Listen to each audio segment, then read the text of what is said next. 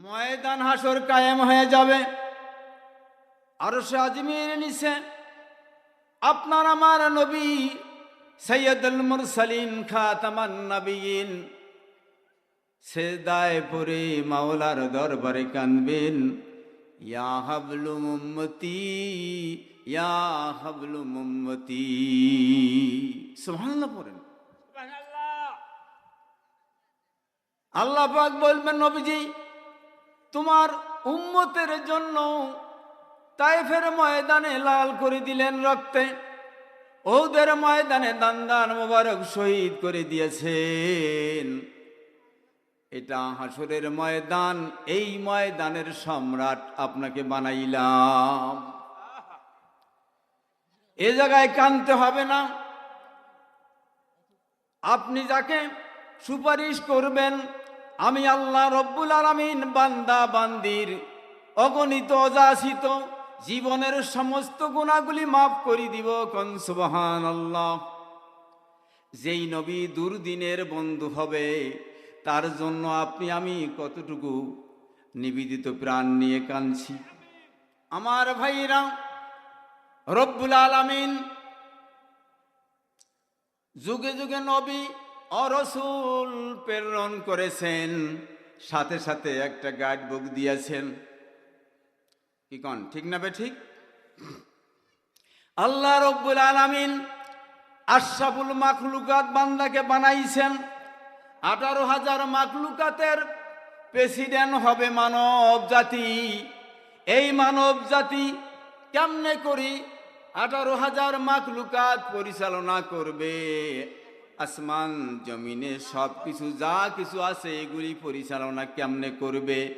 পরিচালনা করতে গিয়া যদি অ্যাক্সিডেন্ট হয়ে যায়, অ্যাক্সিডেন্ট থেকে রক্ষা করার জন্যে বান্দা যাতে করে কোনো সমস্যা না হয়, এই সমস্যাগুলি সমাধান করার জন্যে আল্লাহ রব্বুল আলামিন আপনার আমার নবীকে পাঠাইছেন।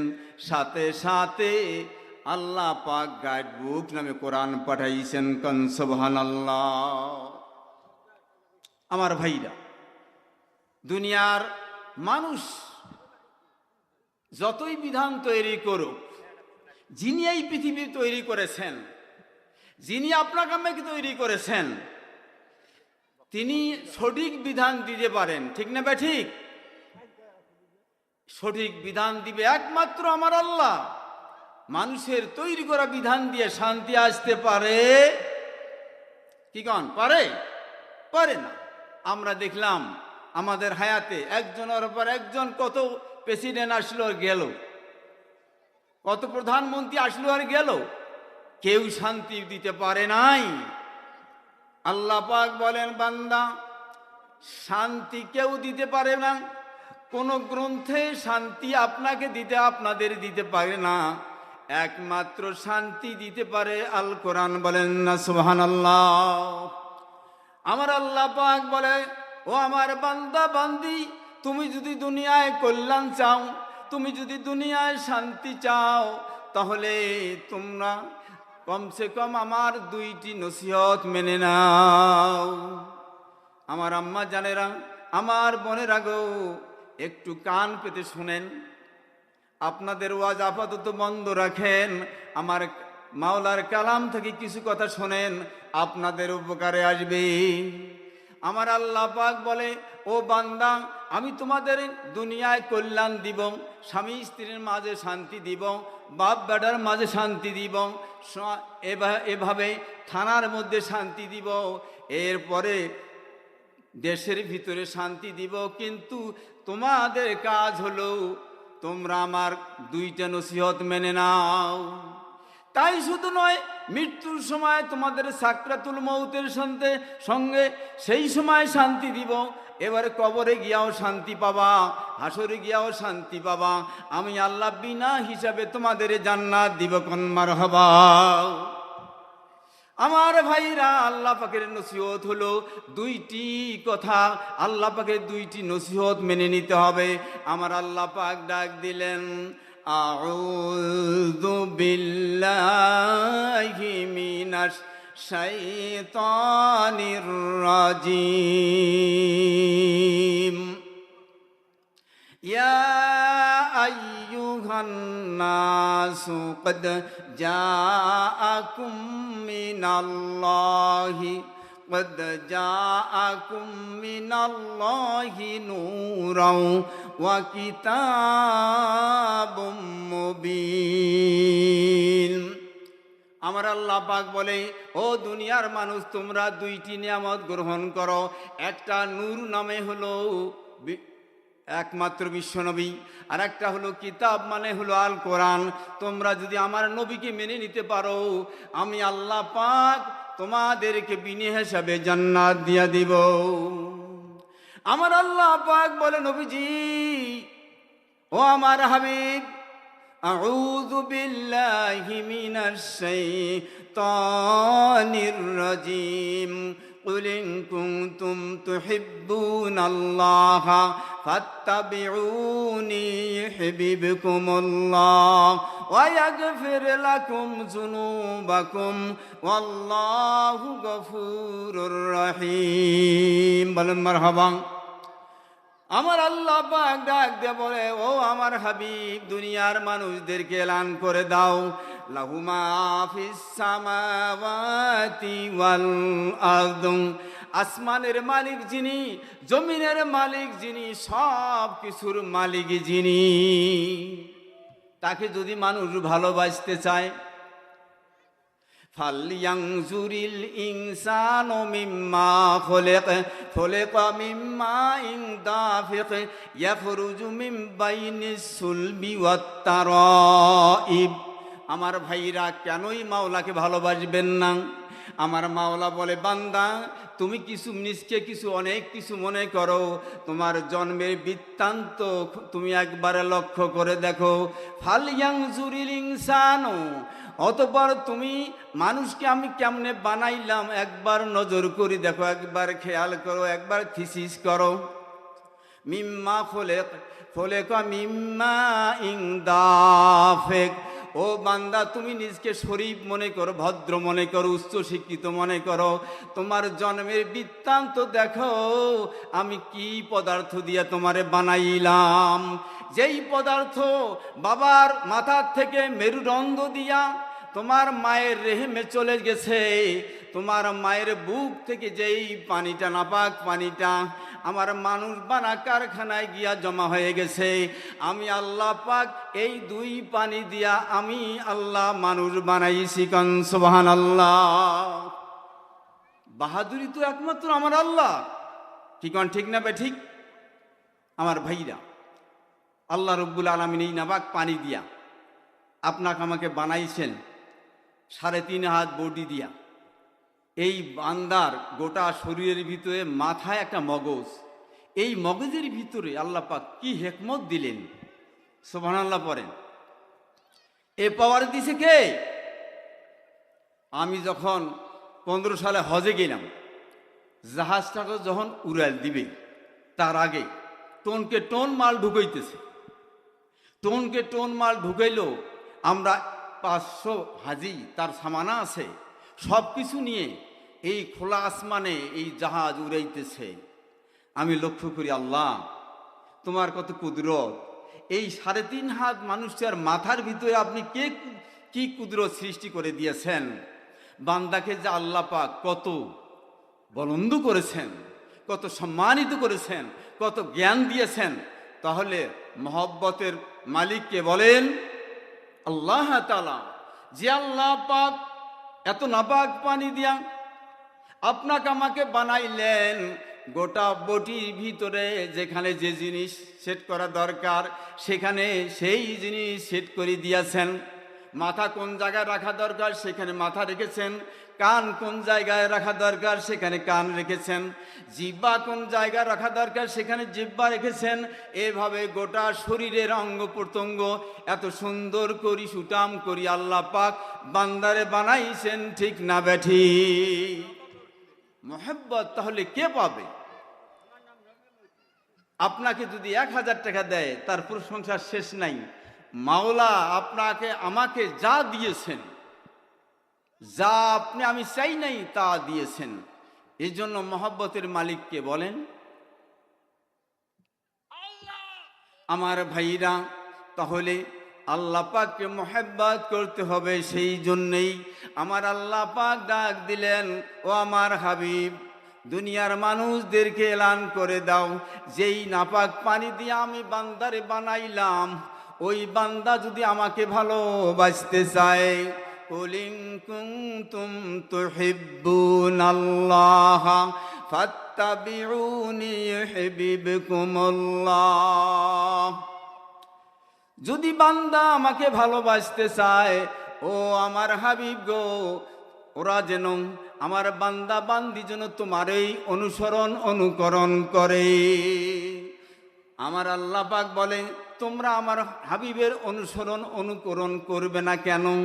কদ কানা লাকুম ফি রাসূলিল্লাহি উসওয়াতুন হাসানা। আমার আল্লাহ পাক বলে, ও দুনিয়ার মানুষ, আমার নবীর আদর্শের ভিতরে তোমাদের চমৎকার প্রশিক্ষণ রয়ে গেছে। আমার ভাইরা, রসুলের আলোচনা কি করব গো? আল্লাহ রসুলের একটা দিক যদি আলোচনা করতে যাই, আল্লাহ রসুল বিবিদের সঙ্গে কি রূপ আচরণ করেছিলেন, রসুলের জিন আলোচনা করতে গেলে গোটা কোরআনুল কারীম রসুলের চরিত্র। আমার বন্ধুগণ, রসুলের একটা দিক যদি আমরা খেয়াল করি, বিশ্বনবী স্ত্রীদের সঙ্গে, নিজের অর্ধাঙ্গিনীদের সঙ্গে কিরূপ আচরণ করেছিলেন। বিশ্বনবী সরকারে দো আলম যখন দাওয়াত দিয়ে আসতেছেন, আসার পরে সমস্ত বিবিরাই চাতক পাখির মতো থাকত। কখন বিশ্বনবী আসবে, আমরা বিশ্বনবীকে সালাম দিব, কিন্তু দেখা যায় বিবিরা সালাম দেওয়ার আগে আল্লাহ রাসূল বিবিদেরকে সালাম দিয়েছে। কান সুবহানাল্লাহ, কি যে চমৎকার আদর্শ! বিবিরা যতবারই চেষ্টা করেছে, কিন্তু দেখা গেছে বিশ্বনবী আগেই সালাম দিয়েছে। আল্লাহ রাসূল বিবির আলোচনা করতেছিলেন। একবার হযরতে খাদিজাতুল কুবরার আলোচনা করতেছেন। যখন তিনি হিজরত করে মদিনায় গেলেন, সে তার আগেই, হিজরতের আগেই হযরতে খাদিজাতুল কুবরা ইন্তেকাল করেছেন।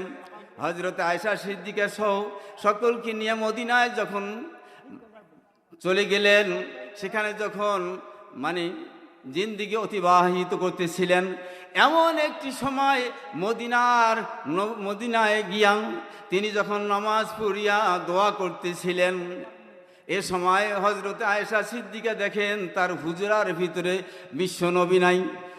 হযরতে আয়েশা সিদ্দিকা চিন্তা করলেন, না গো না, বিশ্বনবী এখানেই কোথাও যাইতে পারে না, এখানেই থাকতে পারে না। সম্ভবত বিশ্বনবী মসজিদে নববীতে গিয়া নামাজ আদায় করতেছেন। তিনি পা করিয়া মসজিদে নববীর কাছে গেলেন, গিয়া দেখেন বিশ্বনবী দুহাত তুই দোয়া করতে আছে। কি দোয়া করেন? হযরতে আয়েশা সিদ্দিকা পিছনে দাঁড়িয়ে আছে আর দোয়া করতেছেন, আয় রব্বুল আলামিন, আমার একমাত্র শুধুমাত্র আমার স্ত্রী অর্ধাঙ্গিনী হযরতে খাদিজাতুল কুবরাকে মক্কায় রেখে আসিছি। আয় আল্লাহ, আমার খাদিজার আয় আল্লাহ জিম্মাদারি তুমি গ্রহণ করো। এভাবে রসুলের দুই চোখের পানি বয়ে বয়ে কাঁদতেছেন। হঠাৎ করি হযরতে আয়েশা সিদ্দিকা ডাক দিয়া বললেন, ইয়া রাসূলুল্লাহ, ইয়া হাবিবাল্লাহ, আপনি যখন 25 বছরের টকবক যুবক, আর হযরতে খাদিজাতুল কুবরা তখন 40 বছরের বুড়ি মানুষকে বিবাহ করার পরে এ পর্যন্ত মৃত্যু হয়ে গেল, তারপরে তার মহব্বত আপনার অন্তর থেকে যায় না। বুড়ি বলাটা রসুলের কাছে অত্যন্ত কষ্টকর মনে হলো। হযরতে আয়েশা সিদ্দিকা দেখলেন তার শরীরটা বিবর্ণ হয়ে গেছে। আল্লাহর রাসূল সাল্লাল্লাহু আলাইহি সাল্লামকে ডাক দিয়ে বললেন, ইয়া রাসূলুল্লাহ, ইয়া হাবিবাল্লাহ, আমি অপরাধ করেছি, ভুল করেছি, আমার পিতামাতা আপনার কদম মুবারকে কোরবান হয়ে যাক, আপনি দয়া করে আমাকে মাফ করে দিন। আল্লাহ রাসূল হযরতে আয়েশা সিদ্দিকাকে ডাক দিয়ে বললেন, হে আয়েশা, হে হুমায়রা, একটু শোনো, আমার খাদিজার কিছু বয়ান তোমারে শুনিয়ে দেই। যখন সর্বপ্রথম আমি যখন নবুয়ত পাইলাম, নবুয়ত পাওয়ার পরে আমি যখন দাওয়াত দেই, কেউ দাওয়াত গ্রহণ করে না।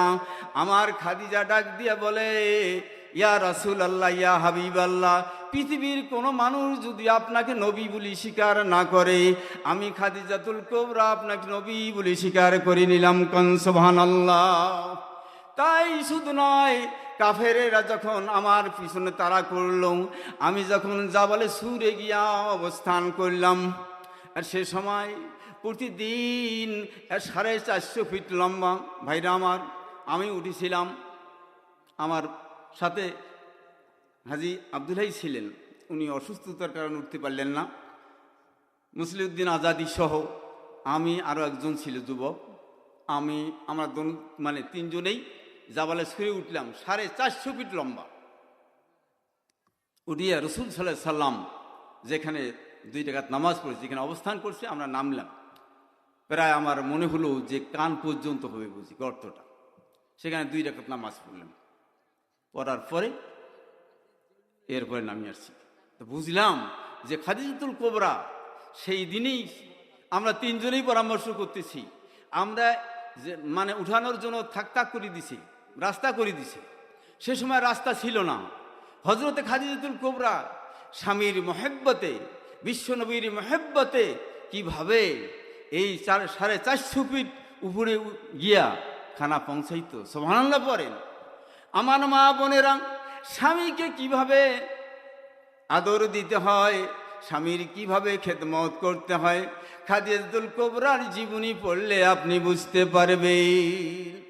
নিজের জীবনের কথা চিন্তা করে না।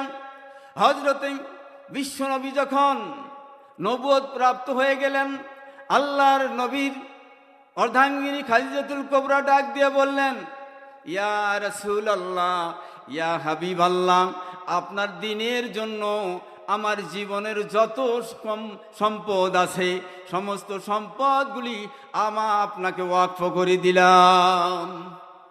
বিশ্বনবী আল্লাহ পাক বললেন, ও দুনিয়ার মানুষ, তোমরা যদি আমাকে ভালোবাসো তাহলে আমার নবীকে মেনে নাও। কথাটা সেখানে রাখছি না? দুনিয়ার মানুষ, তোমরা যদি আমাকে ভালোবাসো তাহলে তোমরা কি করো? আমার নবীকে মেনে নাও। যদি তোমরা আমার নবীকে মেনে নিতে পারো, ইউহিব্বুকুমুল্লাহ, আমি আসমান জমিনের মালিক ও আমার বান্দা বান্দি, আমি তোমাদেরকে ভালোবাসবই। আমার বন্ধুগণ, তাই শুধু নয়, ইয়াগফির লাকুম যুনুবাকুম, আমার আল্লাহ পাক বলে, বান্দা তোমারে ভালোবাসিয়াই শেষ করব না, ও বান্দা বান্দি তোমাদের জীবনের সমস্ত গুনাহগুলি মাফ করে দিব। আমার ভাইরা, যেই কালামের কথা শুনতেছিলেন, এই কালাম সম্পর্কে আমার আল্লাহ পাক বলেছেন, তোমরা যদি আমার নবীকে মেনে নাও, আমার কালামকে মেনে নাও, আমি আল্লাহ তোমাদের জন্য জান্নাত দিয়ে দিব। সুবহানাল্লাহ। পবিত্র কালামে ফুরকানে হামিদ এমন একটা গ্রন্থ, যেই কালামের কথা আল্লাহ পাক আপনাকে আমাকে বুঝাইছেন, এই কালামের ভিতরে আমার আল্লাহ পাক বান্দাদের বুঝাইলেন, ও দুনিয়ার মানুষ, আমি এমন একটা গ্রন্থ তোমাদের কাছে পাঠাইলাম, যেই কালামের মধ্যে কোনো ভয়, কোনো ভুল নাই, কোনো শক সন্দেহ নাই। আমার আল্লাহ পাক বলেন, জালিকাল কিতাবু লা রাইবা ফীহি হুদাল লিল মুত্তাকিন।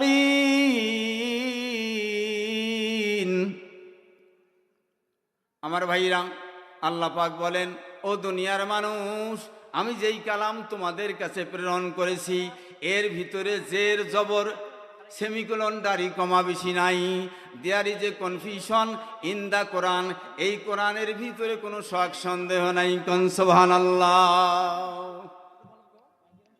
হুদাল লিল মুত্তাকিন, আমার আল্লাহ পাক বলে, ও দুনিয়ার মানুষ, আমার কালাম ওই সমস্ত মানুষদেরকে অন্ধকার থেকে আলোর পথে নিয়ে আসবে, বক্র পথ থেকে সোজা পথ দেখাইবে, যেই বান্দা নাকি হুদাল্লিল মুত্তাকিন। সুবহানাল্লাহ পড়েন। আমার ভাইরা, হুদাল্লিল মুত্তাকিন, মুত্তাকিন কারণ মুত্তাকিন, আল্লাহ পাক মুত্তাকিনের সংজ্ঞা দিলেন তিনটি।